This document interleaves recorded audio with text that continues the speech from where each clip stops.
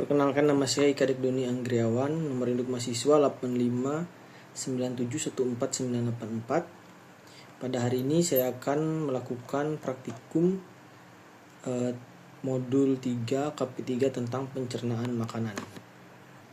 Adapun tujuan percobaan yaitu untuk dapat mengurutkan bagian-bagian dari sistem pencernaan. Alat dan bahan yang digunakan pada praktikum kali ini yaitu gambar sistem pencernaan, alat tulis. Saya akan sedikit menjelaskan tentang sistem pencernaan. Sistem pencernaan merupakan serangkaian organ yang berfungsi untuk mencegah makanan, maksudnya memecah makanan menjadi zat-zat yang lebih kecil sehingga dapat diserap oleh tubuh dan digunakan sebagai sumber energi, pertumbuhan, serta perbaikan sel. Pada manusia, proses pencernaan meliputi pencernaan mekanik yaitu mengunyah dan menghancurkan, dan pencernaan kimiawi dengan bantuan enzim. Untuk prosedur percobaannya, yang pertama kita menyiapkan gambar sistem pencernaan manusia, kemudian menyiapkan alat tulis, lalu mengamati gambar tersebut dengan seksama dan mengenali setiap organ yang tertera. Berikan nomor urut pada setiap organ sesuai dengan jalannya makanan dari mulut hingga anus. Tuliskan urutan sistem pencernaan tersebut pada lembar hasil pengamatan dan membandingkan urutan yang telah dibuat dengan referensi yang benar. Lalu kita akan mencatat hasil pengamatan dalam bentuk tabel atau daftar. Baiklah, kita lanjut saja ke percobaannya. Baiklah, di sini saya akan menjelaskan tentang sistem pencernaan pada manusia, di mana pencernaan manusia itu terdapat beberapa bagian. Yang pertama yaitu proses pencernaan secara mekanik dan pencernaan secara enzimatis yang terjadi di mulut dan juga lambung. Marilah kita urutkan untuk sistem pencernaan manusia. Yang pertama yaitu pada bagian mulut. Pada bagian mulut ini adalah bagian terdepan dari sistem pencernaan manusia.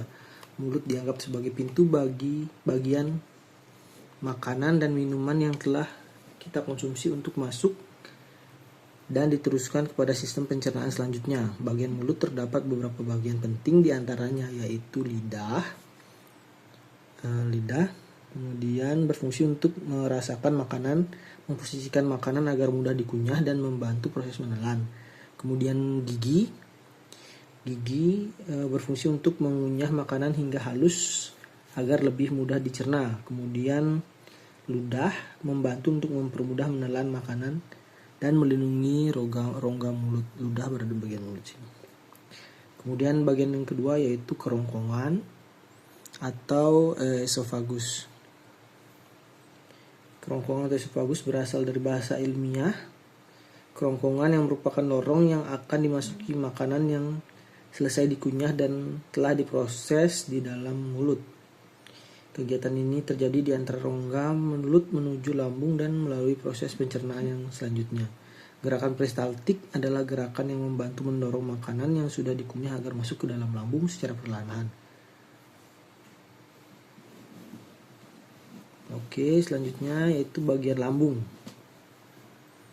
Bagian lambung. Pada bagian lambung berbentuk seperti kantong yang menggelembung dan letaknya pada bagian kiri dalam rongga perut. Lambung secara garis besar terdiri dari 3 bagian, yaitu berfungsi penting dalam sistem pencernaan. Salah satunya adalah menghasilkan asam klorida yang akan membasmi semua mikroorganisme yang ada pada makanan yang kita makan. Kemudian selanjutnya usus halus. Ini usus halus. Usus halus terdiri dari atas usus 12 jari, usus kosong, dan usus penyerapan. Bagian ini berperan penting dalam proses kimiawi karena memproduksi enzim yang mengubah zat makanan menjadi bentuk yang lebih mudah diserap tubuh. Selanjutnya yang kelima yaitu usus besar atau kolon. Usus besar ini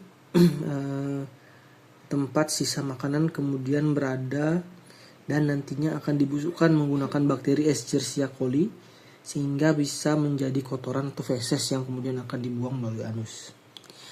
Yang keenam yaitu anus. Rektum atau anus ini merupakan ujung besar yang berfungsi sebagai jalur dan tempat penyimpanan sementara kotoran sebelum dikeluarkan. Ketika rektum penuh, hal ini akan memicu keinginan untuk buang air besar. Akhirnya anus bertindak sebagai lubang pembuangan kotoran keluar dari tubuh. Jadi dapat disimpulkan, sistem pencernaan manusia itu terdiri atas organ-organ tersusun secara berurutan, yaitu mulai dari mulut, kerongkongan, lambung, usus halus, usus besar, rektum, dan anus. Kemudian masing-masing organ memiliki fungsi khusus yang saling mendukung untuk mengubah makanan menjadi zat yang mudah diserap tubuh. Penyerapan sari makanan utama terjadi di usus halus, sedangkan pengaturan kadar air terjadi di usus besar. Demikian percobaan kali ini, terima kasih.